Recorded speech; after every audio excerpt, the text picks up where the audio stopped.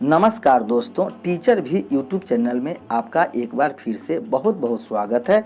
आपने अभी तक इस चैनल को सब्सक्राइब नहीं किए हैं तो लाल रंग का बटन दबाकर चैनल को सब्सक्राइब कर लें और बगल के घंटा बजा दें ताकि इस चैनल पर जो वीडियो अपलोड हो वह सबसे पहले आप तक पहुंचे। हाँ दोस्तों, लाइक करना नहीं भूलेंगे क्योंकि आपके लाइक करने से ही हमारे मेहनत का फल मिलता है। हाँ दोस्तों, शिक्षक एवं शिक्षा जगत से सभी प्रकार के खबरों के लिए आप हमारे वेबसाइट www.teacherv.com पर जाकर प्राप्त कर सकते हैं, डाउनलोड कर सकते हैं। तो आइए जानते हैं इस वक्त की सबसे बड़ी खबर क्या आ रही है। नियोजित शिक्षकों की बहाली को लेकर एक बार फिर हल्ला बोल शुरू हुआ। युवा हल्ला बोल के राष्ट्रीय अध्यक्ष अनुपम ने शिक्षक भर्ती में देरी को लेकर कहा है कि 94,000 प्राथमिक शिक्षक भर्ती का वर्षों बाद भी अभी तक पूरा न हो पाना यहाँ तक उचित नहीं है।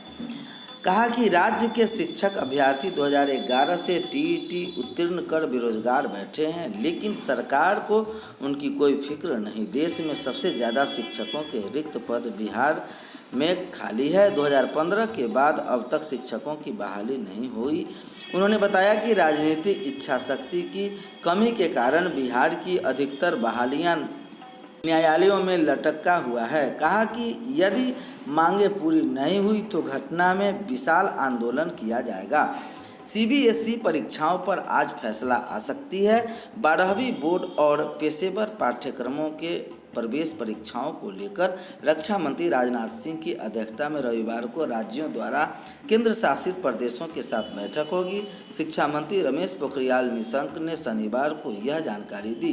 राज्यों को लिखे पत्र में शिक्षा मंत्री ने कहा कि स्कूली शिक्षा एवं साक्षरता विभाग, शिक्षा मंत्रालय व सीबीएसई छात्रों व शिक्षकों की सुरक्षा को ध्यान में रखते हुए परीक्षा आयोजित करने के विकल्पों पर विचार कर रहा है। मेजर सब्जेक्ट के ही हो सकते हैं एग्जाम।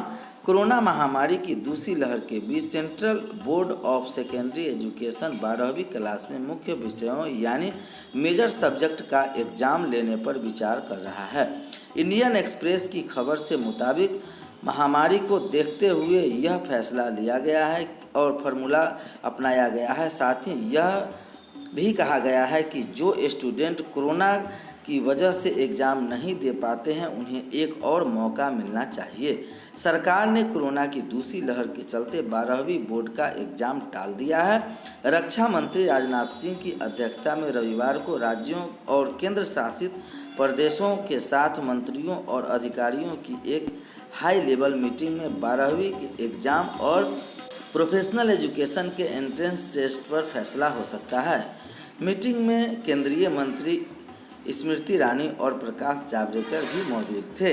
एमबीबीएस छात्रों ने किया विरोध प्रदर्शन। कहा मानदेय बढ़ाने को किया एनएमसीएच में आंदोलन। नालंदा मेडिकल कॉलेज के एमबीबीएस फाइनल ईयर के स्टूडेंट ने स्वास्थ्य विभाग के निर्देशानुसार कोविड अस्पताल एनएमसीएच में सेवा के लिए अपना योगदान दिया है। सेवा काल का मानदेय 15,000 से बढ़ाकर आईजीआईएमएस की तरह 26,300 किए जाएं अथवा प्रतिदिन 1,000 रुपये की मांग को लेकर शनिवार को कॉलेज परिसर में विरोध प्रदर्शन किया। छात्रों ने एमबीबीएस की फाइनल परीक्षा कराने एवं सेवा अवधि को इंटर्न अवधि में समावेशित करने की भी मांग की। दोपहर की तेज धूप में आंदोलन करने के बाद छात्र छात्राओं ने मांगों का ज्ञापन प्राचार्य को सौंपा। उन्होंने अपनी मांगों को लेकर सरकार और स्वास्थ्य विभाग से बातचीत करने के लिए मांग की। प्राचार्य से अग्रसारित कराया। रोस्टर लेकर प्रदर्शन कर रहे विद्यार्थियों ने कहा कि कोविड वार्ड में उनसे काम लिया जा रहा है। खतरों के बीच सेवा देने को वो तैयार हैं, लेकिन इंटर्न को महज 15,000 रुपये मानदेय दिया जाना कहीं से उचित नहीं है। उन्होंने मांग पूरी न होने पर कार्य बहिष्कार करने का भी ऐलान कर दिया है।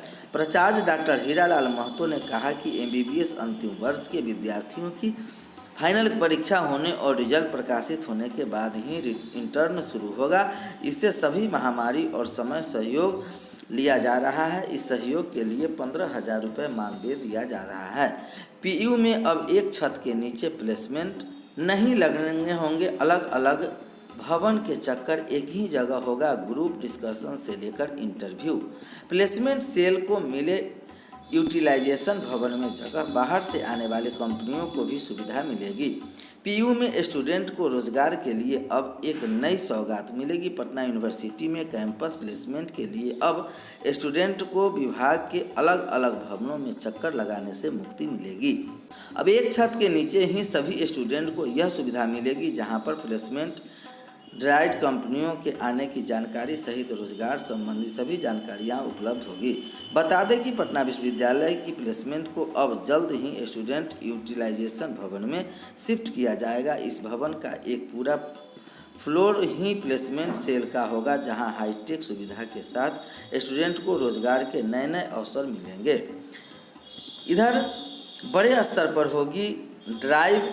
पीयू में वर्तमान समय में प्लेसमेंट सेल काम तो कर रही है, लेकिन इसकी खुद की जगह नहीं है। अब सेल को नए भवन में शिफ्ट होने पर अलग अलग कमरे में हाई क्वालिटी सुविधाएं और कॉन्फ्रेंस हॉल मिलेगा, जिससे बाहर से आने वाली कंपनियों को भी सुविधा होगी। अभी तक प्लेसमेंट के लिए दूसरे विभागों पर निर्भर करना पड़ रहा है।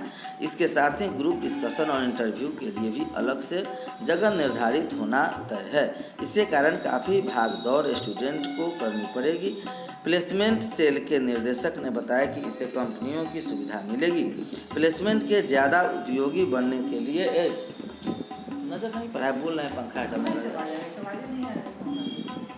आवाज आता है ना, साइंस का जाता है। इंटीग्रेटेड डिजिट सर्विलांस प्रोग्राम के तहत होगी मॉनिटरिंग। बिहार में ब्लैक फंगस महामारी घोषित, दवाएं अस्पताल में उपलब्ध। मुख्यमंत्री नीतीश कुमार।